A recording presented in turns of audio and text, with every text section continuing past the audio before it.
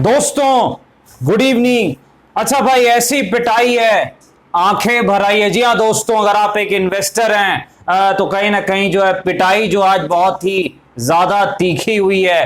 कहीं ना कहीं 40 बेसिस पॉइंट जो यहाँ पर रेट इंक्रीज हुए हैं, रेपो रेट्स, वहां पर जो है कहीं ना कहीं महंगाई को जो है कंट्रोल करने के लिए, इन्फ्लेशन पर काबू पाने के लिए। लेकिन भाई यहाँ चीजें सस्ती हो गई है, मार्केट में काफी ज्यादा तेज पिटाई हुई है। जी हाँ दोस्तों, वर्ल्ड मार्केट्स अच्छे थे, लेकिन अब आगे क्या होगा तो डिस्कस करेंगे। निफ्टी, बैंक निफ्टी स्टॉक्स की एनालिसिस करने का प्रयास करेंगे। स्वागत है आपका आपके अपने चैनल टीके मनी में। मेरा नाम है Dhruvan, NSM certified in equity derivatives में। जो नए लोग हैं टेलीग्राम चैनल पर आ सकते हैं, टीके मनी सर्च कर सकते हैं। या दोस्तों टीके मनी आप सर्च कर सकते हैं, और आप टेलीग्राम अगर ऐप पर उपलब्ध हैं तो आप टीके मनी वहां पर सर्च करके आप आ सकते हैं। चलिए चर्चा की शुरुआत करते हैं दोस्तों। सबसे पहले सबसे इंपॉर्टेंट है डाउ जोन्स की बारे में चर्चा करना। देखिए, डाउ जोन्स ने 2 दिन एक ठीक ठाक रिकवरी दिखाई थी, लगभग 100 पॉइंट के आसपास, लेकिन फिर भी निफ्टी ने कहीं ना कहीं आज गिरावट जरूर दिखाई। लेकिन शुरुआत जरूर तेजी के साथ हुई ऊपर की तरफ, लेकिन उसके बाद कहीं ना कहीं लगता है मार्केट को कहीं ना कहीं इस न्यूज का अंदाजा था कि बैड न्यूज कहीं ना कहीं जो मार्केट के लिए एक रेट साइकिल चेंज हो रहा है, अब इंटरेस्ट रेट्स ऊपर के तरफ जा रहे हैं, वो आ रहा है वो साइकिल कहीं ना कहीं। तो पिटाई स्टार्टिंग में ही हो चुकी थी, और फिर वन वे पिटाई चली है। बिल्कुल हमने डिस्कस भी किया था 16,950 16,950 का लेवल अगर टूटता है तो फिर 100 पॉइंट से ज्यादा की गिरावट आपको मिलेगी। ये अलग बात है 300 पॉइंट की गिरावट मिली है, जरूरत से ज्यादा गिर गया है। रीजन आपको पता है भाई, न्यूज के कारण जो है कुछ ज्यादा ही तेज पिटाई हो गई है। लेकिन अब आगे क्या होगा, देखिए सबसे पहले विक्स कहां पर है, लगभग 22 के आसपास है विक्स जो है, 21.88 अगर आप एग्जैक्ट कहें तो कहीं ना कहीं जो है ये दिखा रहा है कि मार्केट में कहीं ना कहीं एक नीचे की तरफ का जो ये माहौल है ये तभी ठीक होगा जब विक्स कम से कम 19 के नीचे जाए, 19 के नीचे जाए। देखिए अब डिस्कस करते हैं कहां हमें तेजी करनी है, कहां हमें मंदी करनी है, सपोर्ट कहां पर है। वैसे आज तो कोई सपोर्ट वपोर्ट था नहीं भाई, सारे सपोर्ट के चिथड़े और धजिए उड़ गए।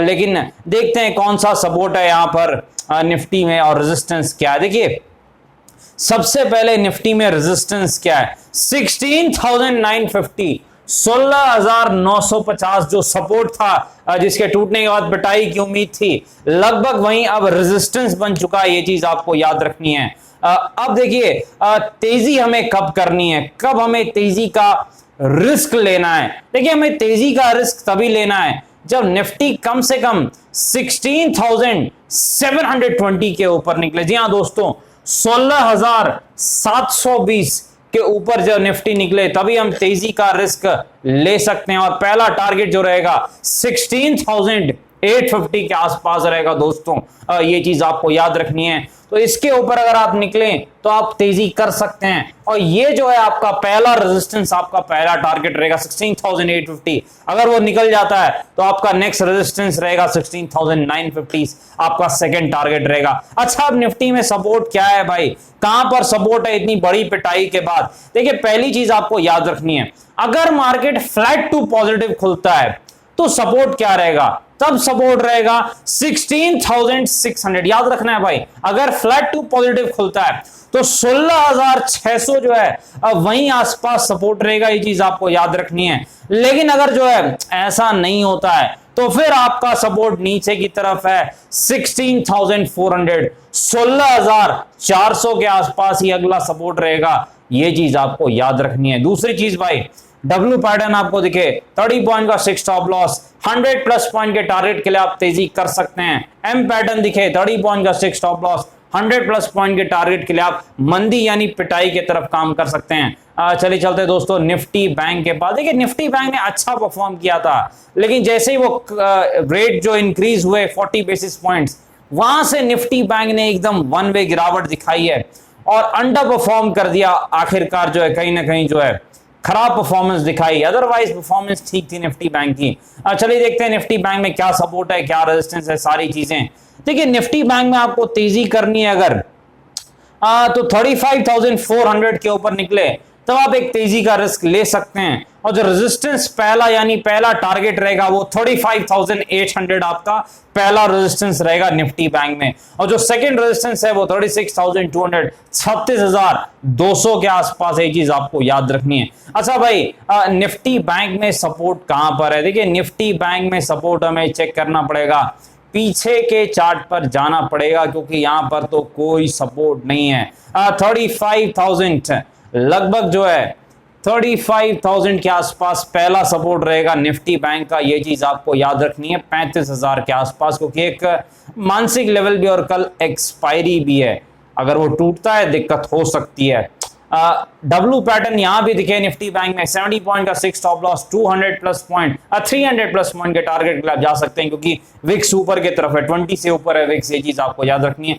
तो अगर आपको एम पैटर्न दिखे तब आपको मंदी करनी है। 70 पॉइंट का 6 स्टॉप लॉस और 300 प्लस पॉइंट के टारगेट के लिए आप मंदी कर सकते हैं। चलिए दोस्तों चलते हैं स्टॉक्स के पास। सबसे पहले जोमेटो की बात करते हैं। बहुत जबरदस्त गिरावट हो रही है जोमेटो में, वन वे पिछले एक हफ्ते से गिर रहा है। अच्छा एक डिस्क्लेमर जरूर मैं दे दूं, मेरी भी बाइंग है जोमेटो में, बहुत ऊपर की बाइंग है, बहुत ज्यादा लॉस में मैं भी जोमेटो में हूं। ये चीज आपको पता भी है, डिस्कस भी मैंने की थी। 100 प्लस मेरे ख्याल से उसकी बाइंग है मेरी, 100 से ऊपर ही मैंने खरीदा था जोमेटो को, तो ठीक ठाक लॉस है जोमेटो में।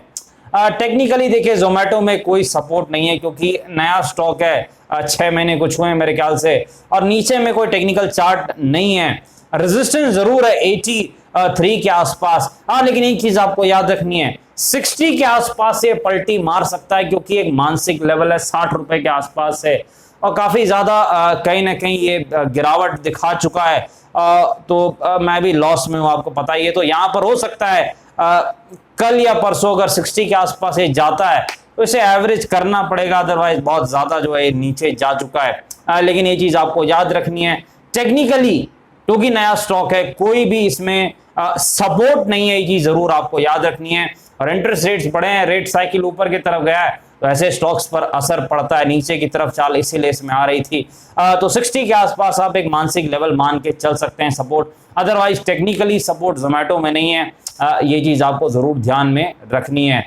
डिस्क्लेमर आपको पता ही है, ये स्टॉक मेरे पोर्टफोलियो में। चलिए चलते हैं अदानी पोर्ट्स के पास। देखिए अदानी पोर्ट्स में भी आज गिरावट हुई, आज तकरीबन सारे स्टॉक्स गिरे हैं दोस्तों, लगभग जो है 2-4 स्टॉक को छोड़ दिया जाए तो अदानी पोर्ट में रेजिस्टेंस कहां पर है? 900 के आसपास, 900 के आसपास अदानी पोर्ट में रेजिस्टेंस है। और सपोर्ट कहां पर है अदानी पोर्ट का? लगभग 780 780 के आसपास अदानी पोर्ट का सपोर्ट है। ये चीज आपको याद रखनी है। चलिए चलते हैं यहां पर टाइटन के पास। देखिए टाइटन में जो है लगभग जो है एक गिरावट देखने को मिल रही है। रेजिस्टेंस टाइटन का कहां पर है? 2600 के आसपास टाइटन का रेजिस्टेंस है।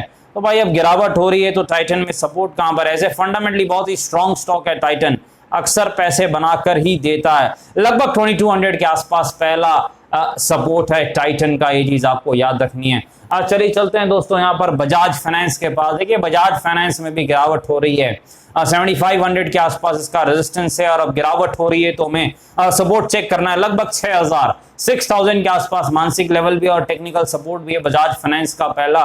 तो ये चीज आपको याद रखनी है। अच्छा स्टॉक है, नीचे मिलता है तो फायदा देता है। मैंने इसे एक बार लगभग नीचे की तरफ खरीदा था, अच्छा प्रॉफिट इसने दिया था, अच्छी कंपनी है बजाज फाइनेंस। डिस्क्लेमर आपको पता है दोस्तों, वीडियो एजुकेशन और इन्फॉर्मेशनल पर्पस के लिए कृपया अपने फाइनेंशियल एडवाइजर से बातचीत कर रहे फैसले बाजार में काफी जोखिम है, थोड़ा ध्यान से काम करें। धन्यवाद।